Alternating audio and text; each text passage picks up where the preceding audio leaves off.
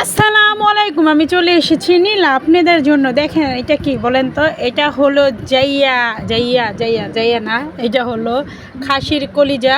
তো আজকে খাসির মজার টেস্টি কলিজা ভুনা হবে। চলেন আমার সাথে দেখতে থাকেন। তো কেটে ধুয়ে পরিষ্কার করে এখন এটা সেদ্ধ দিচ্ছি। আর এগুলো কিন্তু সেদ্ধ দিতে হবে, কারণ এগুলোর ভিতরে অনেক রক্ত থাকে, যা কিনা যদি আপনি সেদ্ধ না দেন তো এই রক্তগুলো যখন রান্না করবেন তখন এইভাবে কালো কালো হয়ে যাবে। তো এগুলো গরম সেদ্ধ করে নিয়ে নিলাম। এখন আমি পাতিল বসিয়ে দিব। এখানে আছে পেঁয়াজ কুচি আর আছে গরম মশলা। তো এখানে কিন্তু 250 গ্রামের বেশি পেঁয়াজ আছে, মানে প্রায় এখানে 300-350 গ্রামের মতো পেঁয়াজ আছে। এখানে যেহেতু ভুনা হবে তো পেঁয়াজটার পরিমাণ অবশ্যই বেশি দিতে হবে, কম দিলে কিন্তু ওইটা টেস্টটা পাবেন না। পেঁয়াজটা আমি মনে করি একটু বেশি পরিমাণে দিতে হবে, কারণ এখানে আমার প্রায় 1 কেজিরও বেশি হবে, 1 কেজি হবে আর কি, বেশি কিনা জানি না, 1 কেজি হবে। তো 1 কেজির জন্য অতটুক পেঁয়াজটা খুবই প্রয়োজন, মানে 300-350 এরকম পেঁয়াজ লাগবে গ্রাম। তো আদা বাটা দিয়ে দিলাম। এই তো হলুদ গুঁড়া, মরিচ গুঁড়া, ধনিয়া গুঁড়া, তারপর হচ্ছে গরম মশলা হালকা একটু দিয়ে দিলাম, জিরা গুঁড়া, এগুলো সব দিয়ে দিলাম।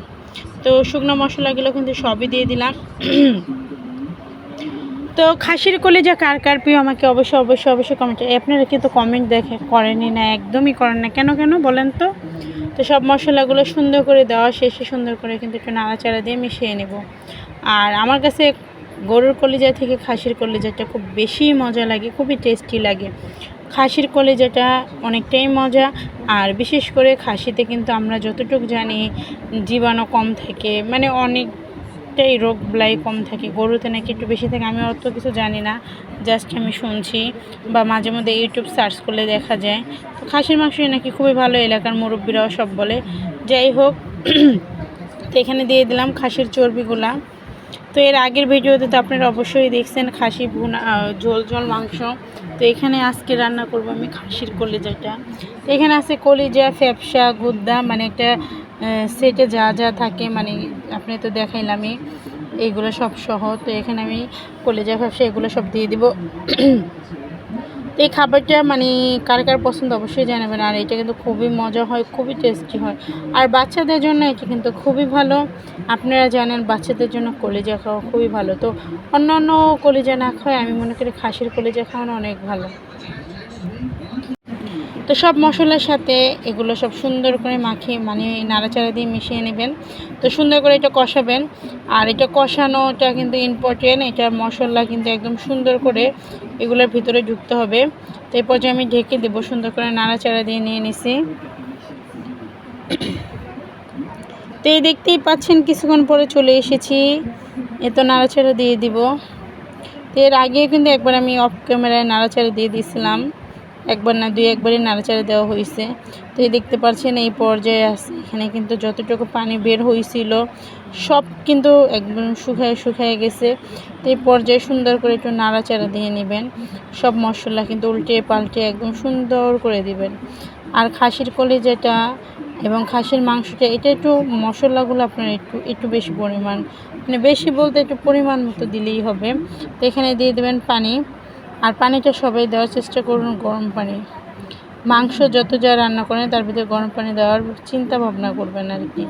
যদিও সবাই পারে না, আমারও হয় না, কেননা এক চুলায় রান্না করি, এক চুলায় রান্না করলে গরম পানিটা দেওয়া হয় না, কিন্তু দিলে এটা খুব ভালো হয়।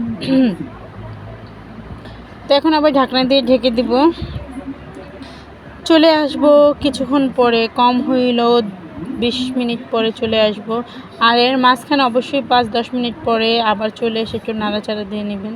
তো এই পর্যায়ে দেখতে পাচ্ছেন তো এরকম আরও পানি শুকাইতে হবে, পানি রাখা যাবে না। এখানে ঝোল আছে, তো আমি এখন লবণটা টেস্ট করে নেব যে লবণটা ঠিকঠাক আছে কি না।